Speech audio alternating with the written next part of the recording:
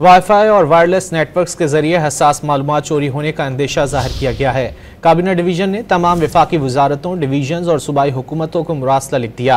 मुरासले में कहा गया है कि वाईफाई के जरिए नेटवर्क ट्रैफिक में बाआसानी मदाखलत हो सकती है। रोटर्स अपडेट्स के जरिए इंटरनेट ट्रैफिक को गैर महफूज तरफ मोड़ा जा सकता है। वाईफाई के नाम और ID खुफिया रखने और अहम मालूमात को बचाने के लिए गैस नेटवर्क को बंद करने की सिफारिश की गई है। वाईफाई और वायरलेस नेटवर्क्स के जरिए हसास मालूमात चोरी होने का अंदेशा जाहिर किया गया है। काबीना डिवीजन ने तमाम वफाकी वजारतों, डिवीजन और सूबाई हुकूमतों को मुरासला लिख दिया। मुरासले में कहा गया है कि वाईफाई के जरिए नेटवर्क ट्रैफिक में बाआसानी मदाखलत हो सकती है। रोटर्स अपडेट्स के जरिए इंटरनेट ट्रैफिक को गैर महफूज तरफ मोड़ा जा सकता है। वाईफाई के नाम और ID खुफिया रखने और अहम मालूमात को बचाने के लिए गैस नेटवर्क को बंद करने की सिफारिश की गई है।